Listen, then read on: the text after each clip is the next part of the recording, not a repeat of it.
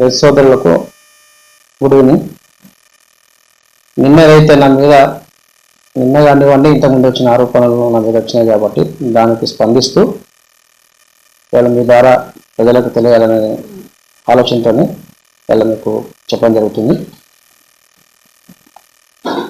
దావత్ ఖాన్ కూడా survey number 2లో ఏదైతే బడంపేట్ పెద్ద వినాయక బస్టాండ్ దగ్గర వినాయక స్థలాలను సంజయ్ కర్ణాటక దగ్గర నేను కొనడం జరిగింది సుమారుగా 3 నెలల కిందట. అట్టి స్థలము సంబంధించినటువంటి డాక్యుమెంట్లు, రిజిస్టర్ డాక్యుమెంట్లు ఇవన్నీ కూడా ఇది 456 గజాలు మీకు డాక్యుమెంట్. దీనికి మొత్తం ఎక్స్టెంట్ ఎంత ఉంటుంది అంటే ఇది 514 గజాలు ఎక్స్టెంట్ అయితే వీరాంజన భక్త సమాజం సంబంధించిన కమిటీ వినాయక కమిటీ వాళ్ళు ఒక 60 గజాలు సుమారుగా 60 గజాలు కొన్నారు. ఒక భాగస్థం కొన్నారు. మిగతా ఏదైతే 85 మంది ఉంటే ఒక భాగస్థం కొన్నారు. 4 భాగము సంజయ్ కర్ణాటక తన కొనడం జరిగింది. ఆయన దగ్గరికి నేను కొనడం జరిగింది. నేను కొన్న ముఖ్య విషయం ఏంటంటే ఇది మార్కెట్లో కూడా చాలా వర్షం ఈ మార్కెట్లో తిరిగింది. నేను కొట్టడం ఇంకోటి కొంటాను వాళ్ళ ప్రాపర్టీని. అదే నేను కొనడం జరిగింది వాస్తవం కూడా. అయితే ఏంటంటే ఈ విషయంలో గ్రామస్తులకు తెలిసి పెద్దలందరూ కూడా గౌరవ బడంపేటకు సంబంధించినటువంటి మాజీ సర్పంచులు, మాజీ ఎంపీటీసీలు, ప్రజెంట్ ఉన్నటువంటి కార్పొరేటర్లు, మాజీ కౌన్సిలర్సు, ఆ యొక్క వినాయక కమిటీ సంబంధించినటువంటి కమిటీ సభ్యులు మరియు గ్రామ పెద్దలు అందరూ కూడా నా దృష్టికి తీసుకొచ్చారు. మీరు ఉండరంట కదా అని చెప్పేసి నేను ఉన్నాను. ఆ విషయంలో 2-3 సార్లు కూడా మీటింగ్ కూడా కూర్చొని ఇట్టి స్థలాన్ని కూడా వినాయకునికి ఇయ్యమని చెప్పి అడగడం జరిగింది. 2 రోజులు అంటే మీటింగ్లో మాట్లాడి నాకు సంబంధించిన ప్రజలు కూడా ఎందుకు విలేజ్ కదా అడుగుతున్నారు కదా అని చెప్పేసి మా సూచనలు కానీ మా కుటుంబ సభ్యులు కూడా సూచనలు కూడా వాళ్ళందరి పెద్దల ఇట్టి విషయము వెంకటేశ్వర టెంపుల్ సంబంధించినటువంటి బాలాజీ సంబంధించినటువంటి గుడి ఆవరణలో మాట్లాడాం. ఫస్ట్ ఆ రోజు సమస్య పరిష్కారం కాలేదు. దాని మళ్ళీ 10 రోజుల తర్వాత మళ్ళీ మీటింగ్ పెట్టారు. దానికి ఇచ్చి గౌరవ ఎక్స్ వైస్ చైర్మన్ చింత నరసింహరెడ్డి గారు, డిప్యూటీ మేయర్ ఉబ్రహ్మశేఖర్ గారు గ్రామ పెద్దల గురించి కూర్చొని అదే స్థలంలో కూర్చొని మాట్లాడి మమ్మల్ని నచ్చజెప్పడం జరిగింది. సరే అని చెప్పేసి వాళ్ళందరి మాటను మన్నించి గ్రామానికి సంబంధించినటువంటి వినాయకుడిని మండకానికి అడుగుతారు కాబట్టి దాన్ని అందరి సమక్షంలో నేను ఇస్తానని చెప్పేసి చెప్పడం జరిగింది. అట్టి విషయంలో కూడా ఆ యొక్క 456 గజాల విషయంలో కూడా 1,70,00,000 మాట్లాడిన మాట వాస్తవము. నేను ఉన్నది వాస్తవమే, వాళ్ళు అడిగింది వాస్తవమే, ఒప్పింది వాస్తవమే. నాకు దానిగా అడ్వాన్స్గా కమిటీ సంబంధించినటువంటి డబ్బులు ఏవైతే ఉన్నాయో నాకు 40 లక్షల రూపాయలు ఇవ్వడం జరిగింది. బ్యాలెన్స్ ఏవైతే 1,30,00,000 రూపాయలు ఉన్నాయో ఆ విషయంలో డబ్బులు టైంకు లేకపోవడము, ఏదైతే వినాయకునికి సంబంధించినటువంటి స్థలం కొనాలంటే దావత్ ఖాన్ కూడా పట్ల ప్రెస్ వాళ్ళకు పట్టాలు ఇచ్చేటప్పుడు ఆ విషయంలో కూడా గౌరవ తెలంగాణ రాష్ట్ర విద్యాశాఖ మంత్రి గ్రామస్తులందరూ ప్రజలు జరిగింది. కమిటీ సభ్యులు మరియు గ్రామ పెద్దలు కూడా అమ్మ ఇట్లా ఉన్నది, తనకి ఇట్లా ఈ స్థలానికి స్థలం ఇవ్వాలి, డబ్బులు ఇవ్వాలి, లేదంటే డబ్బులు ఇవ్వాలంటే సరే గ్రామానికి అంటున్నాను కదా, మీరు ఏ రకంగా అయితే ఆలోచన చేస్తారో మీ అందరూ కూడా మా ఆ రోజు కూడా గ్రామసభలో వదిలిపెట్టింది సరే అని చెప్పేసి వేరే వాళ్లకు అమ్మడం అన్న విషయంలో అట్టి విషయంలో అమ్మడం నాకు ఏం జరిగింది, నేను తీసుకోవడం జరిగింది ఆ డబ్బుల కిందికి. దానికి నిన్న కానీ ఇంతకుముందు ఆరోపణ చేసిన నా దళిత సోదరులు చేసిరు, మిగతా నాకు రాజకీయ గిట్టనలు కూడా ఈరోజు చేస్తూ ఉన్నారు. వాళ్ళకు ఒక్కటే నేను వినకపోయింది. నేను కూడా దీనికి క్లారిటీ ఇవ్వాల్సిన బాధ్యత నా మీద ఉంది. 1,70,00,000 ఉన్నది వాస్తవము. దానికి పత్రికల్లో మీడియా ముఖంగా ఏం చెప్తున్నానంటే 60 లక్షల రూపాయలు తీసుకున్నాడు, ఆ స్థలం డ్రైవర్ తీసుకొని మళ్ళీ కబ్జా పెట్టిందని అంటున్నారు. దానికి సంబంధించినటువంటి కూడా పేపరు కమిటీ కూర్చొని పెద్దలు కూర్చొని అందరూ కూడా గ్రామ పెద్దలు కూర్చొని కూడా ఇట్టి స్థలము గవర్నమెంట్ స్థలము నాకు రీషియల్ ల్యాండ్ నేను ఎట్లా చేయాలనే కూడా విషయంలో వాదన కూడా వచ్చినాయి. నీకు ఇచ్చిన అందరూ మనమే ఉన్నాం కదా, ఇటు 59 కింద వచ్చినప్పుడు మీకు 59 కట్టుకోండి అని చెప్పేసి కూడా అందరూ కూడా సూచన జరిగింది. ఇది కూడా 59 కూడా కట్టడం జరుగుతుంది. దీనికి సంబంధించినటువంటి ఇలా 10 లక్షల రూపాయలు అవుతున్నాయి ఈ విధంగా కట్టుకోవాలనుకుంటాను. నేను ఒకటే మీ ద్వారా కమిటీకి నేను ఒక చిన్న సూచన ఏంటంటే, విన్నపం ఏంటంటే, నేను ఆ రోజు కూడా ఇట్టి స్థలం మీద ఏదైతే ఆరోపణలు కూడా వచ్చినా లేకపోతే ఇంకా లీగల్గా ఏ ఇష్యూ ఏర్పడ్డా నేను ఇట్టి స్థలాన్ని తిరిగి తీసుకోవడం జరుగుతుంది అని చెప్పేసి కూడా ఈ పేపర్ కూడా రాయడం జరిగింది. రాసిన వాళ్ళు కూడా కార్పొరేటర్లే, ఇలా సంతకాలు పెట్టిన కార్పొరేటర్లే, గ్రామ పెద్దలే, మాజీ సర్పంచ్ ఉన్నారు, మాజీ ఎంపీటీసీ ఉన్నారు, ప్రజలు ఉన్నారు, కార్పొరేటర్ ఉన్నారు, గ్రామ ప్రజలు ఉన్నారు. దయచేసి ఈ నా మీద ఎవరైనా తనంతో రాజకీయ నాయకులు ఏదైతే కొందరు దాని మీద చేస్తున్నారో అది వాళ్ళు రాజకీయ బుద్ధ జల్లమైన ఆలోచించడం తప్ప వేరేది లేదు. అయితే ఇదే విషయంలో 500 గజాలు తీసుకుంటూ 540 గజాలు తీసుకుని నాకు ఇచ్చింది 240 గజాలు వాస్తవం. ఇది నేను ఏదైతే విభజన భక్త సంబంధించిన కమిటీ ఉన్నదో నేను ఒకటే అడుగుతున్నా, నేను ఇయ్యను, ఆ స్థలం ఇయ్యను. ఎందుకంటే నాకు నేను రీషియల్ ల్యాండ్ ఇచ్చి మీ అందరి మాటతో విని నేను తీసుకుంటే ఇవాళ మా బలిసల సోదరులు దావత్వం సంబంధించినటువంటి రెండో విషయంలో మాట్లాడినప్పుడు కూడా ఏ కమిటీ సభ్యులు కానీ ఏ గ్రామ పెద్దలు కానీ స్పందించడం లేదు. నాకెందుకు నాకు ఉట్టికిచ్చిరా, ఇది నాకు ఇవాళ 4 కోట్ల ప్రాపర్టీ అమ్ముకుంటూ సుమారుగా ఇవ్వాల. అటువంటి నేను ఇచ్చి గ్రామాన్ని దృష్టిలో పెట్టుకుని రాజకీయంగా వచ్చిందంటే ఆ రోజు కూడా గ్రామ యొక్క ఆలోచనతో గ్రామ పెద్దల యొక్క సహకారంతో వచ్చినమైంది. అది దృష్టిలో పెట్టుకొని కూడా నేను అందరి మాట్లాడడం జరిగింది. కానీ ఇలా ఇంటే ఇలా నన్ను బదలాం చేసే పని కట్టుకొని బదలాం చేస్తారే, మరి ఎందుకు స్పందించలేదు మీరు? నాకు ఏమవసరం అండి? నా కోసం కమిటీ సభ్యులారా, గ్రామ పెద్దలుగా మీరు ఏదైతే మాట్లాడి నాకు ఒక దాతకానికి సంబంధించి తిరిగేదాన్ని సిద్ధంగా ఉన్నా. నా స్థలం నేను తీసుకుంటాను. వినాయకుడిని నిలబెట్టండి. మేము ఎద్దులమే, అందరూ కూడా భక్తులమే, నేను కూడా కమిటీలో ఒక మెంబర్ని, చిన్న పర్సన్ కూడా. వినాయక కమిటీ అయిపోయిన తర్వాత నా స్థలం నేను టేక్ ఓవర్ చేయడం జరుగుతుంది. దయచేసి, ఎందుకంటే ఇప్పుడు వినాయకుని పెట్టద్దు అంటే దాని మీద మళ్ళీ బదలాం చేసే ఆరోపణలు చేస్తారు కాబట్టి వినాయకుని పండుగ అయిపోయిన తర్వాత నా స్థలం నేను టేక్ ఓవర్ చేసుకుంటాను, అది జరుగుతుంది.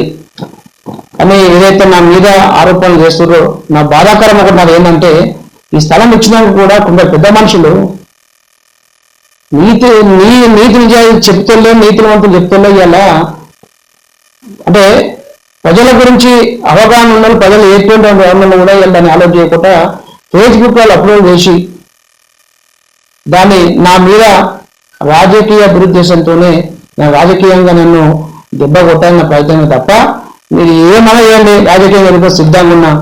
గెలుపు అనేది నువ్వు చెప్పేదా జనాలు గ్రహిస్తారు. అది ఇప్పటికైనా వాళ్లకు ఏదైతే దళిత గారు ఏదైతే ఆరోపణలు చేస్తారో వాళ్ళకి, ఎందుకంటే మీరు ఉండవల్ల మీ పెద్దలందరినీ వల్ల ఎందుకు ఇలా స్పందిస్తలేరు? ఇలా ఇచ్చింది వాస్తవమా, నేను తీసుకుంది వాస్తవమే, మీకు ఇచ్చింది వాస్తవమే, మరి వాళ్ళ వాస్తవం మీకు సంబంధించినప్పుడు నాకేం అవసరం లేదని నాకు అవసరం లేదే. కొందరు సోషల్ మీడియాలో, వాట్సాప్లలో, ఫేస్బుక్లలో 150 గజాలు ఇస్తే 60 లక్షలు తీసుకుని 150 గజాలు తీసుకుంటూ మళ్ళా అక్కడ కబ్జా పెట్టినంటారు. సోదరులుగా మీకు తెలిసి మాట్లాడుతారో వాస్తవానికి సంబంధించిన డాక్యుమెంట్లు చూపెడుతున్నా, వాస్తవానికి పేపర్ చూపెడుతున్నా, దానికి సంబంధించిన టాక్స్ కట్టుకుని చూపెడుతున్నా, రిసిప్ట్తో సహా చూపెడుతున్నా. మీకు నేను ఇచ్చింది 350 గజాలు ప్రజెంట్. ఇప్పుడు నాకున్న అంటే రోడ్ సెట్ బ్యాక్ కాగా 350 గజాలు ఉంటుంది. ఇక సుమారుగా 4 కోట్ల ప్రాపర్టీ అమ్ముకుంటున్నారు, నాకు అట్లా అమ్ముకున్నారు. కానీ ఇక నేను ఇవ్వదలుచుకోలేదు. దయచేసి మీరు అందరూ కూడా దాన్ని ఒకసారి పునరాలోచన చేయాలి. ఆ స్థలం నాకేం అవసరం లేదు, గవర్నమెంట్ నాకు తీసుకోవాల్సిన అవసరం లేదు, బయట చూడాలి ఇబ్బంది పెట్టే ఆలోచన నాకు లేదు. నా స్థలం నేను తీసుకుంటాను. కాకపోతే గ్రామ పెద్దలు కూడా మాట్లాడి నా వాళ్ళ స్థలం తీసుకోవాలి, వాళ్ళకి ఇచ్చేస్తారా, మీ కంపెనీ తీసుకుంటారా, మాకు సంబంధం లేదు.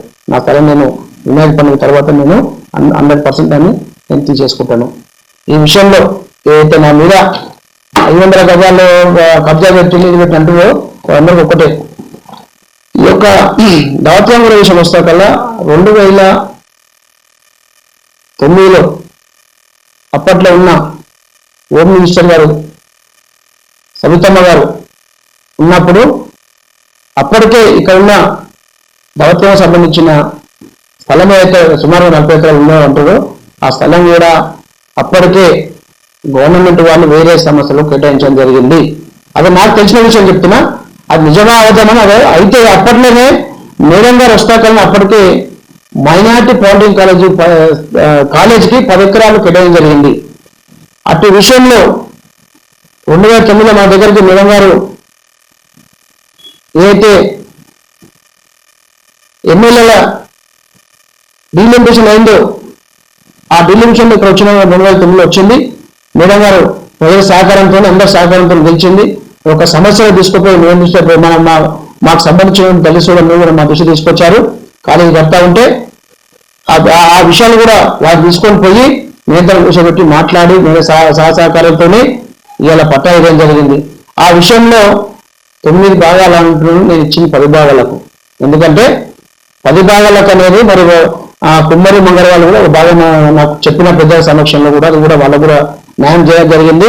అందులో సంబంధించినటువంటి మంగళ ఉన్నారు, కుమ్మరి వాళ్ళు ఉన్న కుటుంబాలు, ఒక కుటుంబాన్ని 4 పట్టాలు ఇచ్చిన, ఒక కుటుంబం 6 పట్టాలు ఇచ్చిన, మంగళ వాళ్ళకు 4 పట్టాలు ఇచ్చిన, సరే ఎక్స్ట్రాజెడ్ ఇచ్చిన 9 భాగాలు ఏవైతే ఉన్నదో 9 భాగాల పంచాయతీలను మేడం గారు ఏదైతే మాట ఇచ్చినప్పుడు వాళ్ళకు వాళ్ళ మధ్యలో వాళ్ళ కబ్జలున్న ఏదైతే 10 భాగాస్తులు 9 భాగాస్తులు ఉన్నదో వాళ్ళ సమన్వయం లేకుండా వాళ్లకు ఆ సమస్య పరిష్కారం చేయడానికి 1-2 నెలలు పట్టింది. నేను ఈ విషయం నాకు అవసరం లేదు, మీకు చేసుకోవాలని కూడా చెప్పడం జరిగింది. వారు 10 మార్లు చెప్పాను, 4 సార్లు చెప్పిన వాళ్ళకు ఈ సమస్య తెగదు, ఇట్లా నేను చేయలేను ఇవన్నీ చెప్తే వాళ్ళు మాట్లాడుకొని కూర్చొని మాట్లాడి భాగానికి అంటే భాగస్తులకు 2-3 పెద్దలు వచ్చి మాట్లాడి వాళ్ళకు ఒక నిర్ణయం చేయడం జరిగింది. నిర్ణయం చెప్తే ఆలోచన చేస్తే ఆ ఆలోచనకి భాగానికి 10 పట్టాలు ఇచ్చింది వాస్తవమా కాదనేది ఒకసారి ఏదైతే సోదరులు నా మీద ఆరోపణలు చేసినా వాళ్ళకు తెలిసిన విషయం అది. కానీ దాంట్లో భాగంగా ఇప్పుడు ఎవరైతే దండాజన్ కేరళ చిన్నగారు ఆయన నేను సర్పంచ్ ఉన్నప్పుడు ఆయన వార్డు మెంబర్ ఉన్నారు. నేను సర్పంచ్ ఉన్నా రిజిస్ట్రేషన్ గౌరవ వెంకటేష్ గారు ఎంపీటీసీ గారు ఉన్నారు. నాతోటి మా పాలకవర్గంలో 12 మంది వార్డు మెంబర్ ఉన్నారు. ఏది చేసినా ఏది ఒక్క సొంత నేను చేయలేదు. అక్కడ దండగట్టం ఏదైనా మీద వేస్తున్న కదా ఎట్లా జీవో ప్రకారమో ఆ జీవో ప్రకారం కూడా అప్పట్లో 2009లో నిరంతరం వచ్చినప్పుడు 2010లో దీనికి ఒక జీవో నెంబర్ ఇచ్చారు. 493 జీవో అనేది ఒక ఉమ్మడి ఆంధ్రప్రదేశ్ ఉన్నప్పుడు 493 జీవో ప్రకారం మనకు పట్టాలు ఇచ్చారు. 493 అంటే డిఓ పార్టీ ఉండాలి, రేషన్ కార్డు ఉండాలి, నామ్ సపట్ల. ఎవరైతే నా దగ్గర ఉన్న దళిత సోదరులు ఉన్నారో అందరూ కూడా ఎంప్లాయీస్ ఉన్నారు. కొన్ని ఇళ్ళ రేషన్ కార్డు లేవు, కొన్ని ఇళ్ళ రేషన్ కార్డులు ఉంటే ఉద్యోగస్తులు ఉన్నారు. అన్ని దృష్టిలో పెట్టుకొని వాళ్ళ భాగం సంబంధించిన పట్టాలు వాళ్ళ ఫోటోలు ఇచ్చిస్తేనే నేను తీసుకున్నాను తప్ప నేను వెళ్ళి ఇంటికి పోయి తీసుకునే సంబంధం నాకు ఆలోచన నాకు లేవు. మీరు మాట్లాడుకొని మీరు పరిష్కరించుకొని మీకు ఈ భాగానికి ఇన్ని అంటేనే నేను ఇచ్చిన. నేను అంతకునే చెప్పిన ఈ ఇష్యూ నాకు రావద్దు, ఈ ఇష్యూ ఉంటే నేను చేయను, ఈ ఇష్యూ ఏమైనా చేసుకోవడం చెప్పిన. మీతో సమస్య పరచుకొని మీ దగ్గర మన ఏదైతే దాతకం సంబంధించిన ఏదైతే సోదరులు ఉన్నారో వాళ్ళు ఒక్కతాటి మీద లేక వాళ్ళ మధ్యలో చిన్న విషయాలు వాళ్ళ కొరత అవన్నీ చేసి అంటే ఒక నిర్ణయానికి వచ్చిన దృష్టి తీసుకునే ఉంది. ఆ విషయంలో భాగంగానే పట్టాల లక్ష్యం జరిగింది. ఎస్ ఇవాళ ఏదైతే దండాజీ గారు ఉన్నారో ఆయన భాగానికి వాళ్ళ తాత భాగానికి వాళ్ళ భాగానికి 6 పట్టాలు కావాలి. 6 పట్టాలు వస్తే వాళ్లకు 10 పట్టాలు ఇచ్చిన 10 పట్టాలు ఇచ్చినట్టు 4 అన్నదమ్ములు వాళ్ళు 1.5 ప్లాట్ కుటుంబం 2 ఇచ్చిన అదే సంబంధించిన వాళ్ళ ఇంట్లో 4 ఉంటే మళ్ళీ 4 ఇచ్చిన వాళ్ళకు అంటే 6 + 4 వాళ్ళకి వచ్చే 6 + 4 ఎక్స్ట్రా ఇచ్చిన. అవి 10 పట్టాలు అయితే దండాజీ వార్డు మెంబర్ ఉండే. ఈ అలిగేషన్ దండాజీతో పాటు ఇంకా 40 మందికి ఇచ్చిన. దండాజీకు ఇలా మాట్లాడుతుండే ఏ చట్ట ప్రకారం ఏ జీవో ప్రకారం ఇచ్చినవే నీకు తెలియదు. ఆ రోజు నీకు తెలిసినా నీ వాటర్ మెంబర్లో కదా, మీ అందరి విషయం మాట్లాడినా కదా. మరి ఆరోగ్యంగా తీసుకున్నావు, నీకు ఎన్ని పట్టాలు ఇచ్చింది, మరి వాళ్ళు ఎందుకు చెప్తున్నా విషయం? నువ్వే కాదు, నీలాగా ఇంకా 5-6 మంది ఉన్నారు. ఆ పేర్లు కూడా సమయం వచ్చినా చెప్తాను నేను, ఎందుకంటే నువ్వు నా మీద ఆరోపణ చేసినావు, సోదరులు చేసినా ఒక తెలిసి తెలియక వాళ్ళు మాట్లాడవచ్చు. నువ్వు ఉన్నావు కదా, నువ్వు ఆ మాట మాట్లాడవచ్చా? నువ్వు ఎప్పుడు నిజం చెప్పు. నువ్వు వినాయకు సంబంధించిన ముట్టగానే నువ్వు రాలేదా? ఎట్లా తీసుకున్నావు అనేది క్వశ్చన్ చేయాలా, శ్రీనివాస్ రాలేదా, చిత్రం సీన్ లేదా, అందరూ కదా అన్నగిట. అయితే వినాయకు సంబంధించి ఇస్తాను అందరూ కదా.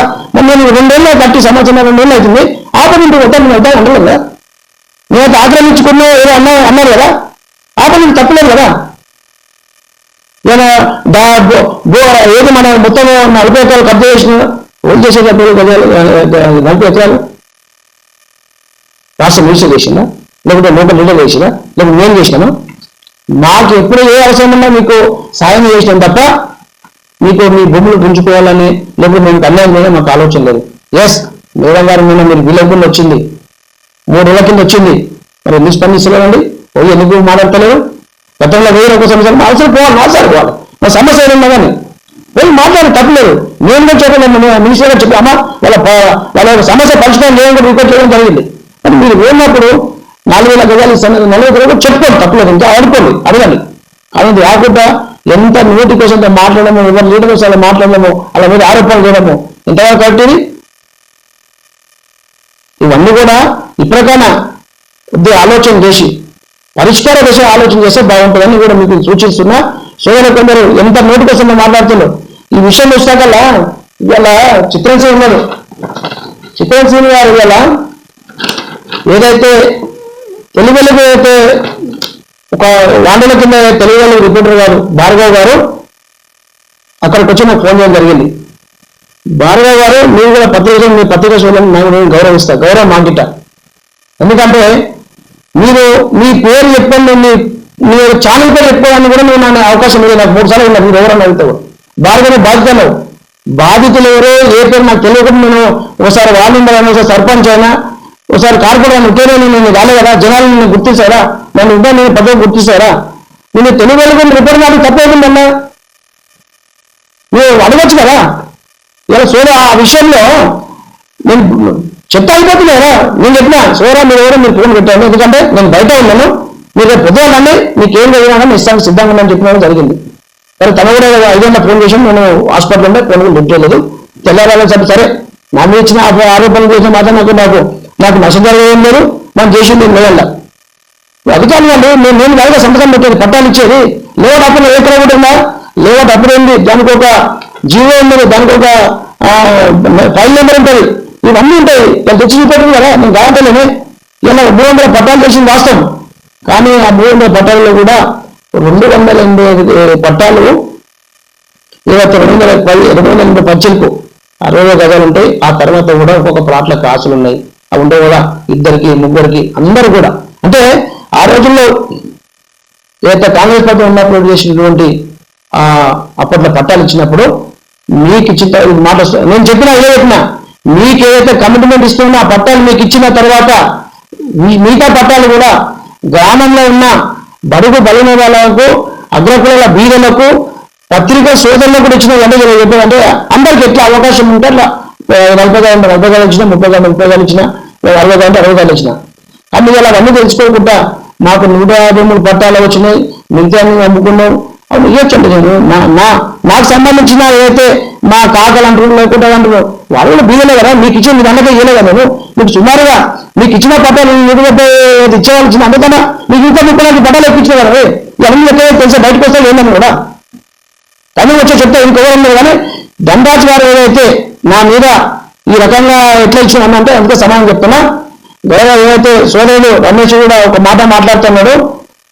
ఎందుకంటే దొండకాలం ఉన్నా నేను ఏం పని చేసినా, పార పని చేసినా, కూలి పని చేసినా అది నా వ్యక్తిగతం. అది నువ్వు అన్ని నోటికి ఎంతో మాట చిన్న పెద్దలకు మాట్లాడితే సోరా అది నీకు అది సరిగానే వ్యక్తిగత విషయాలు బయటకు వస్తే నేను ఇలా మాట్లాడవలసిన అవసరం లేదు. ఇలా అప్పట్లో మీరు అయితే గుడి స్థలం ఉన్నారో గుడి స్థలంలో ఎంతమంది ఏం మాట్లాడారో ఒకసారి మీకు తెలిసేది కూడా. ఈ విషయంలో నేను వినాయకుడికి ఉన్నా కదా ఈ విషయంలో మీకు భూమి లేదు అనేది నేను ఎప్పుడు కూడా నేను అనలేదు. దావత్కు సంబంధించిన దళిత సోదరులు అది కూడా మాకు తెలిసిన విషయము. ఇన్ని సమస్యలు ఎంతో మంది సర్పంచ్ చేసారు, ఎంతో మంది ఎంపికలు చేసారు, ఎంతో ప్రజాపం అయ్యారు. మరి ఏ నాయకుడు చేయలేదు మరి ఎందుకు అడగాల?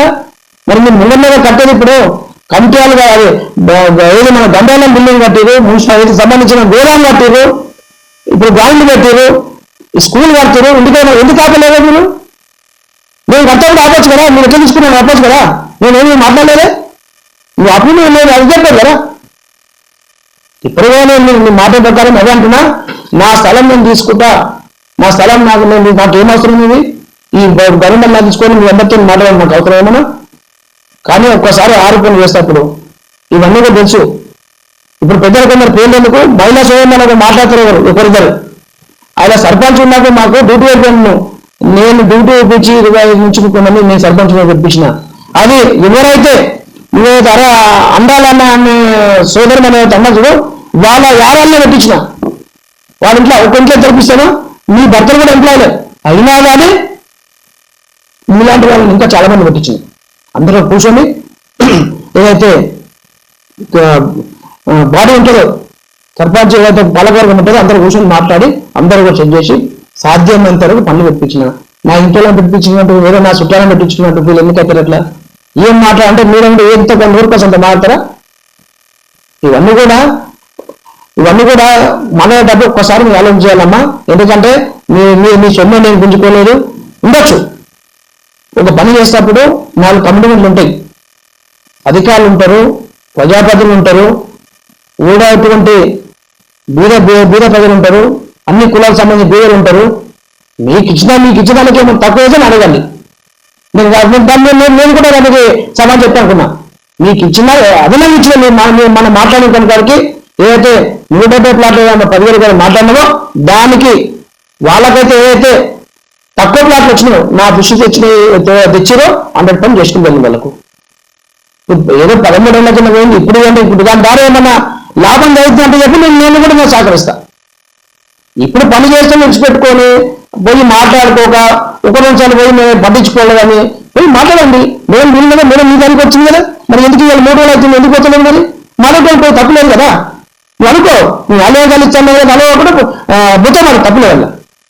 తను ఎంత సాధ్యమవుతుందో ఏ రకంగా వీలవుతుందో ఆ రకంగా ఇస్తాను చెప్పారు కదా, మాట్లాడండి.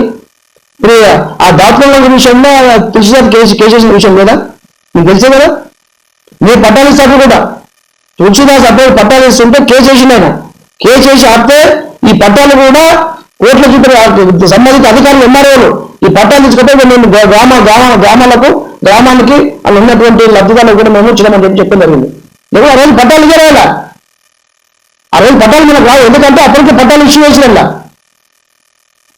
సంబంధిత అధికారులు కానివ్వండి, ప్రజాప్రతినిధులు కానివ్వండి, ఇవన్నీ కూడా సహకారంతో మనం ఇవన్నీ కూడా ఎప్పుడు మాట్లాడి ఇప్పుడు వేసుకుని ఇప్పుడు జరిగేది అడగండి, తప్పలేదల్లా. కానీ దానికి ఏదో రాజకీయ చేసుకొని బుద్ధగాళ్ళు లబ్ధి ఉందామంటే అది కుదరదు. కాకపోతే ఒకటి నేను చెప్తున్నానంటే బతుకొచ్చిన విషయం ఒకటి బాధాకరం. ఒకటి మెసేజ్ చూస్తే పెడతా ఉంటే చిత్రంజీవి గారు పెట్టారు, నువ్వు మొన్న అంటే నాకు ఆపోజిట్ పోటీ చేసినవే, మరి ఊరే ఓట్లు వేసిదా నీకు, మరి వివిధ ప్రాంతాల నుంచి భర్తనికి వచ్చిన ఓట్లు వేసిదా?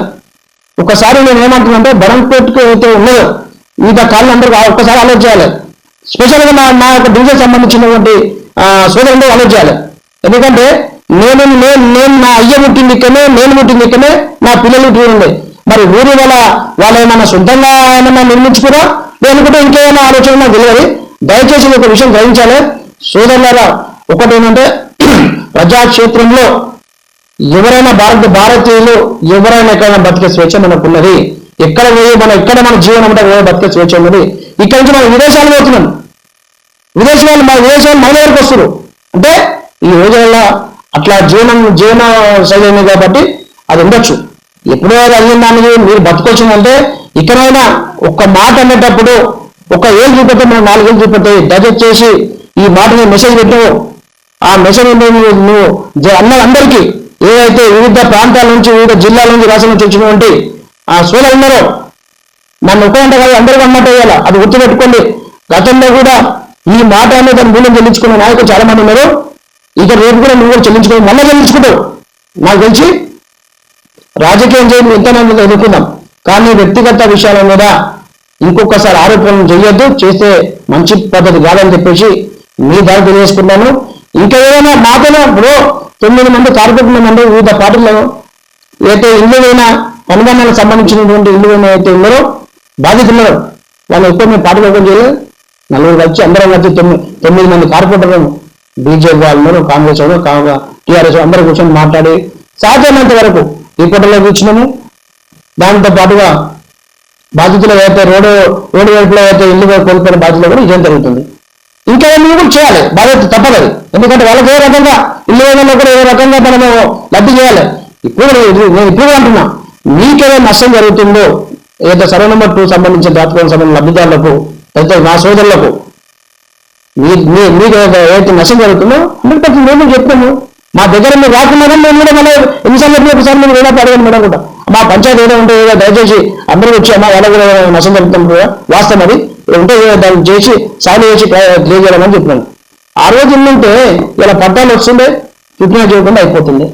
ఇవన్నీ తెలుసుకోక ఏదో రాజకీయ నాయకులు వచ్చి వాళ్ళేదో మాట్లాడి మనమేదో మాట్లాడి ఇవన్నీ చేసేదాని వల్ల లాభం జరిగేది లేదు, నష్టమే వస్తుంది, టైం కూడా అవుతుంది. దయచేసి గౌరవ ఏదైతే మా దళిత సోదరుల్లో దాచుకోవడానికి సంబంధించినది మీరు ఇప్పటికైనా మేడం గారి దృష్టికి పొంది మీరు విలువకున్న అధికారం నాడు మా దగ్గర ఏదైతే అభివృద్ధి కార్యక్రమం భాగం వచ్చినప్పుడు నన్ను కూడా రామని చెప్పారు మేడం గారు. నాకు కొద్దిగా టైం అది ఏది అభివృద్ధి కార్యక్రమం ఉంది కాబట్టి అందరూ ఉంది కాబట్టి రాలేకపోయాను.